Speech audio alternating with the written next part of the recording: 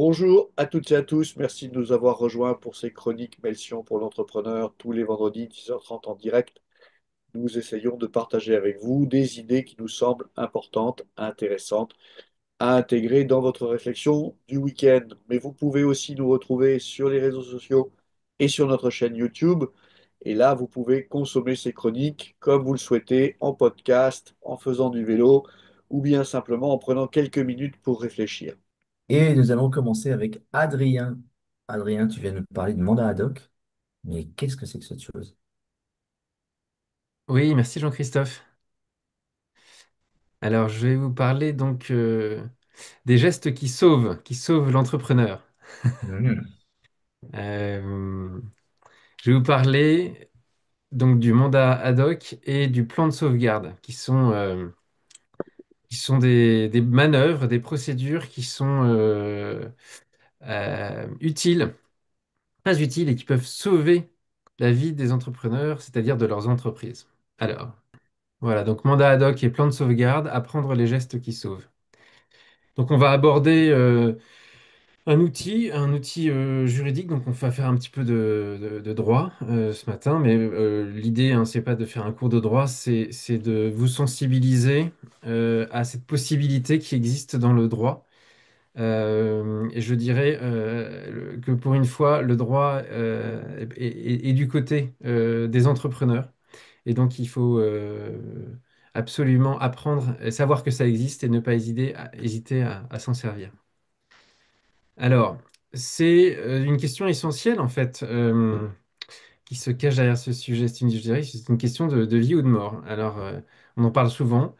Donc, encore récemment un article des Éco-entrepreneurs. Donc, entreprise en difficulté, choisir la bonne mesure de prévention pour éviter la cessation de paiement. Parce qu'en fait, la problématique, c'est vivre ou mourir. C'est-à-dire qu'en fait, tous les entrepreneurs toutes les entreprises vivent des moments difficiles, des difficultés plus ou moins grandes. Alors certaines ont de la chance et passent entre les gouttes, mais à un moment donné ou à un autre, on affronte tous une tempête. Et pour s'en sortir, eh bien, il y a différents outils et il y a des outils juridiques. Et donc c'est ce qu'on va regarder. L'idée, l'idée, en fait, c'est de se saisir de cet outil. Avant d'être en cessation de paiement, c'est-à-dire avant de savoir que vraiment il n'y a plus aucune chance de s'en sortir, il y a des manœuvres, des choses à faire. Et donc c'est vraiment cette idée de prévenir plutôt que de guérir, c'est d'anticiper pour euh, surmonter la difficulté plutôt que d'y succomber. Alors on va voir quelles sont les procédures possibles, on va voir laquelle choisir, à quel moment, en fonction de quels critères. Pourquoi c'est intéressant, quels sont les risques, quels sont les avantages, et on verra la conclusion et les leçons à tirer de tout ça. Alors, l'objectif, euh, je vais... voilà. Oui, donc,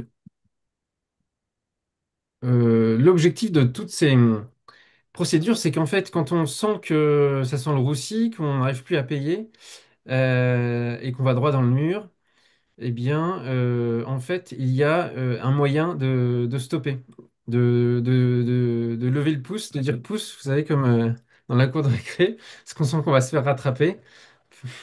Et ça existe. Et donc, ça permet de ne plus avoir à payer ses dettes à ses créanciers. C'est quand même intéressant. Et l'idée, c'est d'obliger les créanciers, vos créanciers, les donc banques, fournisseurs, bailleurs, tous ceux à qui vous devez de l'argent, à négocier un rééchelonnement et des remises de dettes.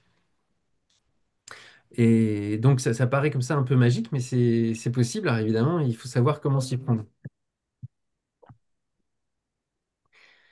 Hop. Euh, l'objectif derrière, c'est de reprendre son souffle. Quand on est pris à la gorge, on desserre les taux, on reprend son souffle, on permet à son entreprise de repartir sur de bonnes bases, du bon pied. Et donc, c'est vraiment un enjeu vital. Alors, il y a plusieurs procédures qui existent dans le droit français, qui vont, je dirais, de la plus soft à la plus hard. La plus soft étant le mandat ad hoc et la plus hard étant le redressement judiciaire. Donc, le mandat ad hoc, c'est quand c'est en gros pas trop grave et que les dettes sont pas trop grosses. Et le redressement judiciaire, c'est quand on est quasiment au pied du mur et qu'il n'y a plus grand-chose à faire. Euh, En fait, les différences, c'est en termes de confidentialité. Le mandat ad hoc, personne n'est au courant que vous êtes en train de négocier, que vous êtes en difficulté. Donc c'est ça le gros avantage. Euh, la conciliation, c'est un mandat ad hoc un peu plus, je dirais, institutionnel. Et puis l'étape d'après, c'est la sauvegarde, le plan de sauvegarde, qui, qui lui est moins confidentiel, ça devient public, mais le gros intérêt du plan de sauvegarde judiciaire, c'est que ça gèle les dettes, ça oblige les créanciers à accepter la décision du tribunal. Voilà. Donc le mandat ad hoc, la conciliation, c'est plutôt à l'amiable. Donc ça veut dire que vous êtes en rapport de force, disons plus ou moins égalitaire avec vos créanciers et qu'ils accepteraient une négociation. Si vous sentez que vous êtes sur un rapport de force plus inégalitaire, il vaut mieux aller directement vers la sauvegarde parce que vous allez obtenir auprès du tribunal finalement quelque chose qui a force de loi et qui va obliger vos créanciers à ne plus vous réclamer aucune dette et à respecter le plan qui sera négocié. Alors, on va s'intéresser particulièrement à deux de ces procédures qui me semblent les plus pertinentes compte tenu de ce que j'ai vu, ce que j'ai vu à travers l'expérience de mes clients. D'une part, le mandat ad hoc et d'autre part, le plan de sauvegarde. Parce qu'en fait, la conciliation, c'est une sorte de mandat ad hoc un peu plus, et le redressement judiciaire, bah, c'est en réalité quand on est déjà au pied du mur. Donc c'est moins intéressant parce que tout l'intérêt de ce que je vous dis là, c'est plus d'anticiper avant que ça aille trop mal, hein. Donc on est dans le cas de figure où votre entreprise rencontre des difficultés, mais n'est pas encore en cessation de paiement. Elle anticipe que ça va mal aller d'ici, disons, 6 mois ou 3 mois. Mais en tout cas, on n'est pas encore au pied du mur. Donc, qu'est-ce que le mandat ad hoc? C'est quand l'entreprise rencontre des difficultés financières. C'est une procédure préventive et amiable sur mesure. Ben, c'est le mot ad hoc, en fait. Euh, Ça n'est pas que le nom d'un capitaine de bande dessinée. C'est une locution latine qui en fait veut dire pour cela, pour cette circonstance précise. Donc, c'est vraiment un truc qui est sur mesure pour la difficulté que vous rencontrez. Donc, comment ça marche? Vous, en tant que chef d'entreprise, vous allez voir le président du tribunal de commerce. Et il n'y a que lui qui sera au courant parce que ça reste hyper confidentiel. Et vous allez lui dire, voilà, mon entreprise, j'ai des difficultés, là je vais dans le mur, il faut m'aider. Et donc, en fait, le président du tribunal de commerce va désigner un administrateur judiciaire, c'est quelqu'un qui est là pour vous aider à vous accompagner dans la résolution et dans la négociation de vous, avec vos créanciers, dans la résolution de vos difficultés financières, juridiques ou sociales. Donc, c'est quelqu'un qui va vous assister dans vos négociations vis-à-vis de vos créanciers, donc banque, bailleur, URSSAF, et ça va donner de la crédibilité à votre négociation. Voilà. Alors, ça va pas force de loi, c'est-à-dire que les créanciers n'ont pas l'obligation d'accepter. Mais certains créanciers peuvent comprendre qu'ils ont plutôt intérêt à vous laisser un peu respirer parce que sinon vous allez mourir, vous n'allez plus rien leur rembourser. Donc là, ça dépend évidemment du rapport de force. Ça dépend aussi de ce que vous leur devez. Si vous leur devez un petit peu, bon, ben, ils vont se dire, bon, ben, ok, éventuellement. Ou alors ils vont se dire non, justement, on peut faire pression pour avoir notre créance. Si on leur, si vous leur devez beaucoup, bah, l'enjeu est tellement important que à ce moment-là, ils vont quand même s'intéresser à une possibilité de négocier. Mais s'ils sentent que derrière, ils vont trop perdre, ils vont aussi être tentés de ne pas vouloir négocier. Donc c'est un voilà, ça se sent, ça Cosa. dépend. Ah, il y a une musique derrière. Euh, Maintenant, on va passer à ce que je considère être vraiment l'outil le plus pertinent et le plus puissant, c'est la procédure de sauvegarde. Donc, parce que la procédure de sauvegarde, vous allez voir le tribunal de commerce et vraiment là, vous vous mettez sous la protection de la loi. C'est-à-dire que vous devenez intouchable. C'est-à-dire que plus personne ne peut vous réclamer de l'argent. Et du coup, vos créanciers vous laissent complètement tranquille et doivent respecter le plan qui est validé par le tribunal. Mais pour que ça marche, il faut proposer un plan qui soit validé par le tribunal. Et qui ensuite, une fois que c'est validé par le tribunal, c'est imposé à vos créanciers, hein. Alors que dans le mandat ad hoc, on est dans une négociation à l'amiable, disons, avec le soutien euh, de l'institution judiciaire. Là, on n'est plus dans l'accompagnement judiciaire. Là, on est vraiment, on se met sous la protection, sous la bulle de la protection de la justice. Donc, comment obtenir cette procédure de sauvegarde? Donc, l'entreprise, pareil, connaît de graves difficultés qu'elle n'est pas en mesure de surmonter seule. Mais elle n'est pas encore en cessation de paiement, hein. Donc ça reste de l'anticipation. En gros, le dirigeant dépose une requête au tribunal, le tribunal ouvre la procédure de sauvegarde, il y a une période d'observation qui s'ouvre, et là on élabore un plan de sauvegarde, hein. C'est là où le mot sauvegarde est intéressant. C'est vraiment l'idée du sauveteur en mer qui vient et qui va vous dire, bon, bah, comment tu vas sauvegarder le navire. Euh, donc on va commencer par écoper, ensuite on va réinstaller, réparer tel morceau de la coque. Donc on va construire un plan qui va permettre au bateau de petit à petit se remettre à flot. Il faut que ça soit un plan qui soit réaliste, c'est-à-dire qu'il faut que ça soit un plan qui soit à la fois crédible, qui permettent vraiment à l'entreprise de redémarrer. Et c'est un plan qui doit aussi être crédible aux yeux des créanciers. Ça peut pas être bah, on vous paiera plus jamais. Il faut quand même qu'il y ait un rééchelonnement et des remises qui soient pas trop énormes. Il faut que ce soit acceptable.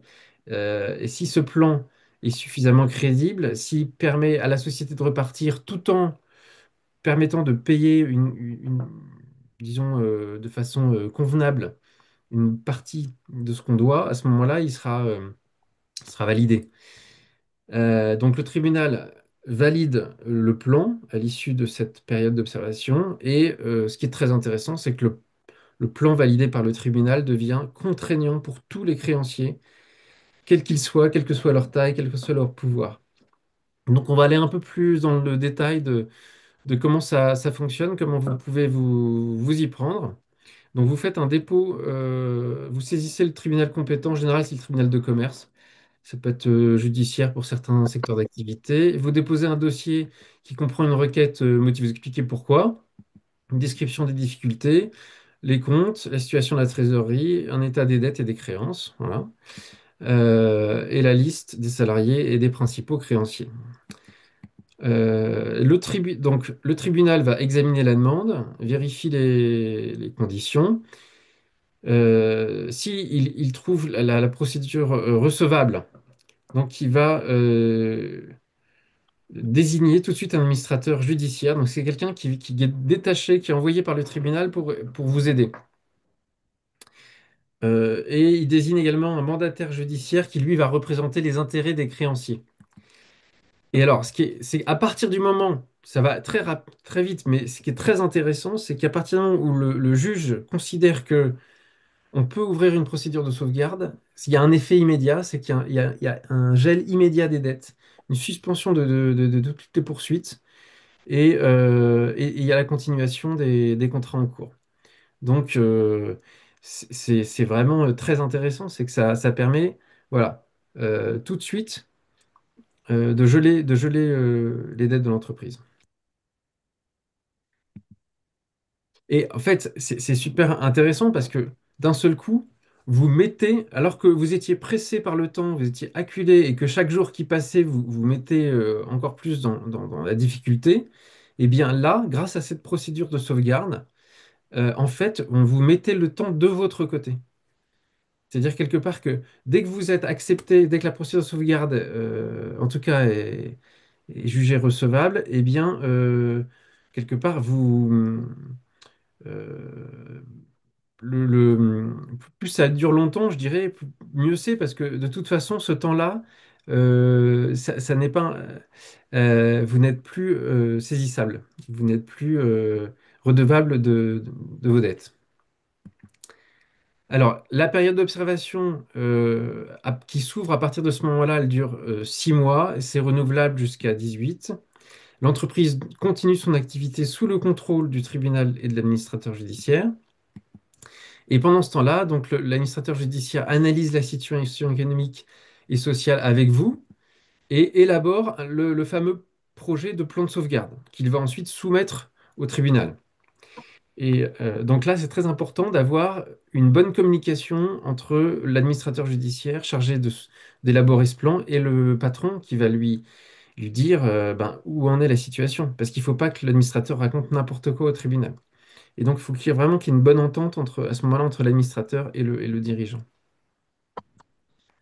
Donc, au bout de cette période d'observation et de rédaction du plan de sauvegarde, le projet de plan est soumis au créancier, d'abord, avant d'être soumis au tribunal. C'est là où c'est très intéressant, c'est qu'en fait, vous arrivez au tribunal après avoir négocié avec les créanciers.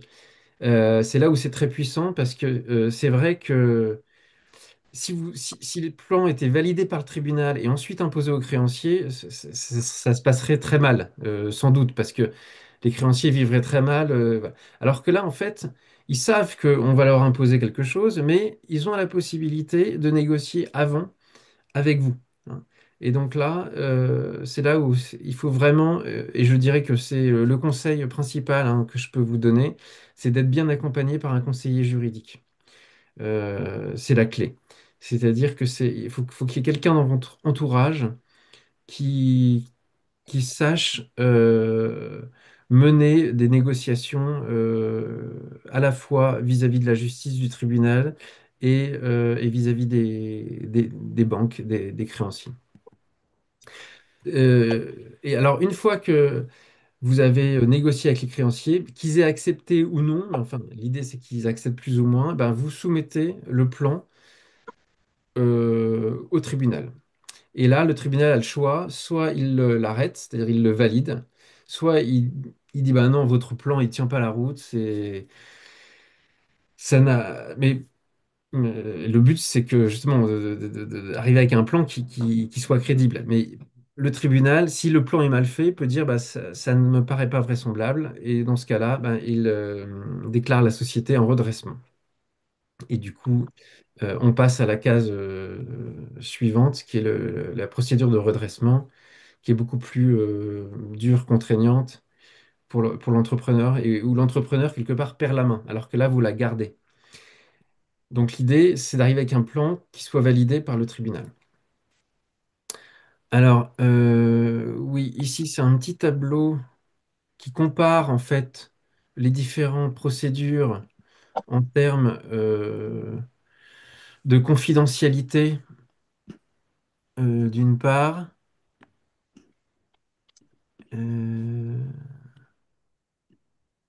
Euh, ah oui, et de gel du passif. On voit qu'en fait, c'est inversement.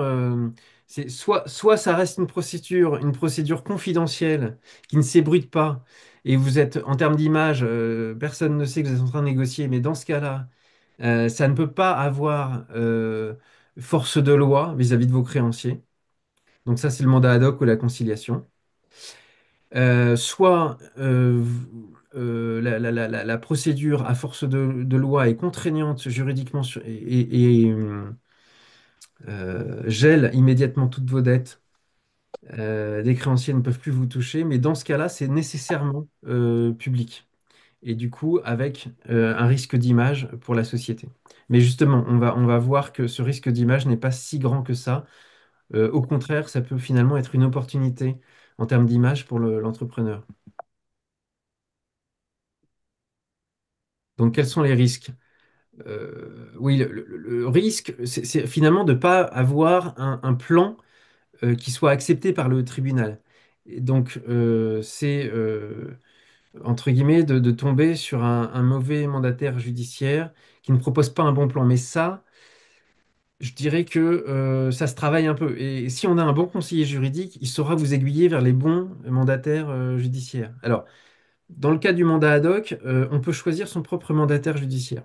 Donc là, c'est intéressant parce que vous pouvez choisir vraiment celui qui vous comprend, qui est le meilleur, etc. Dans le cas de la procédure de sauvegarde, c'est le tribunal qui vous impose le mandataire judiciaire, sachant que, en fait, le tribunal, il a intérêt aussi à ce que ça se passe bien.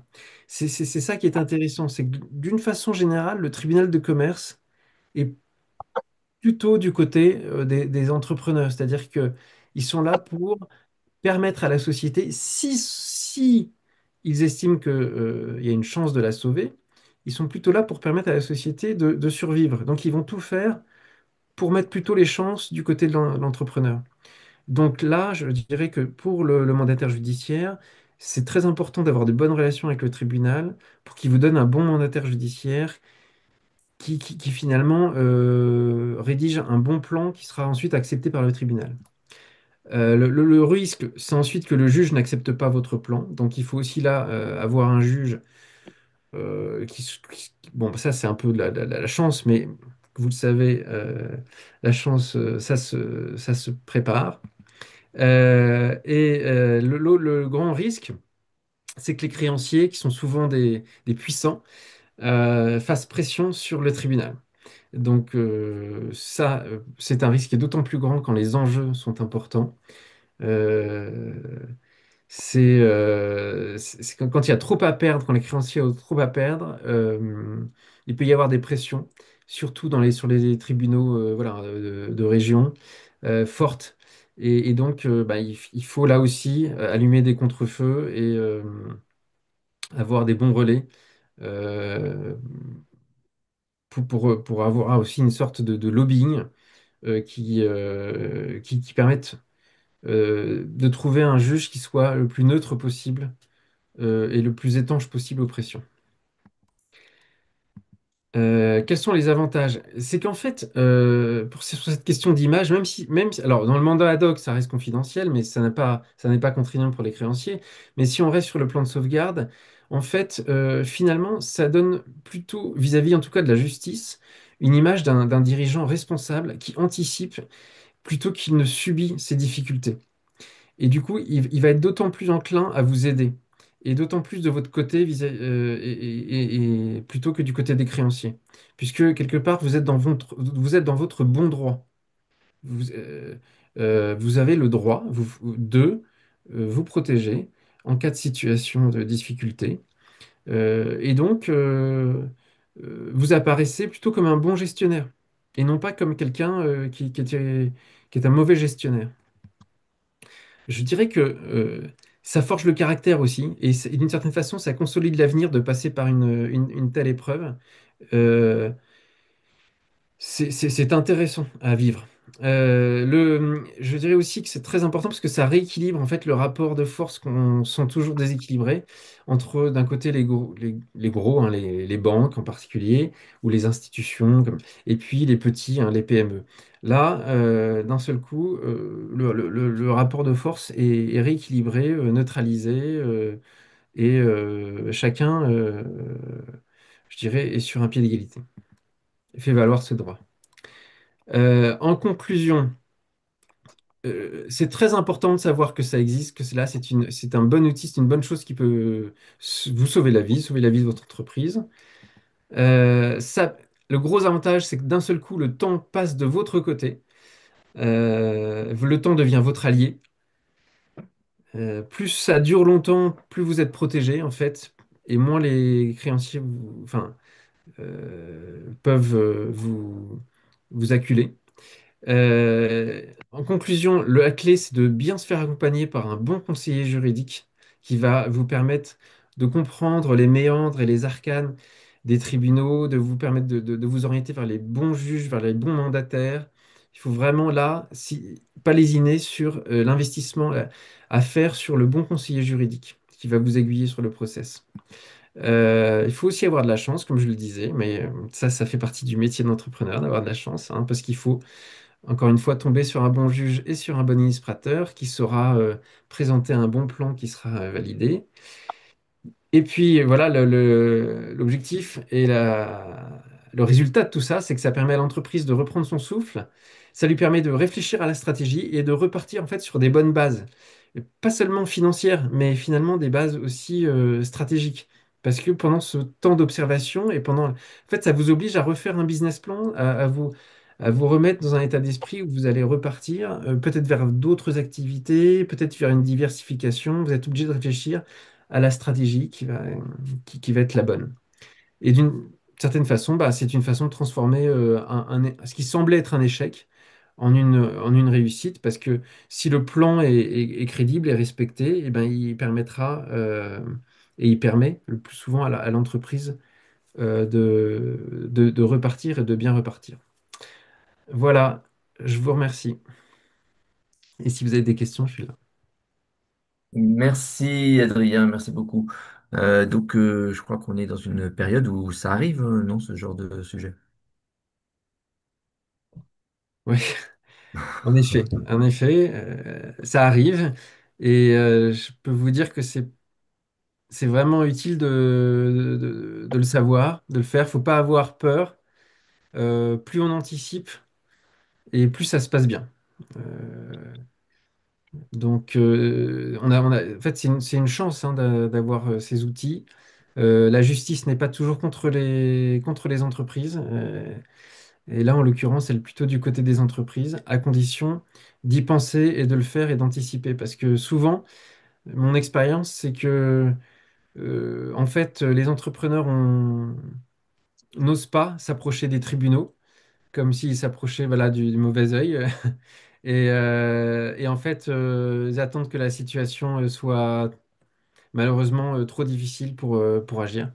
Et c'est trop tard.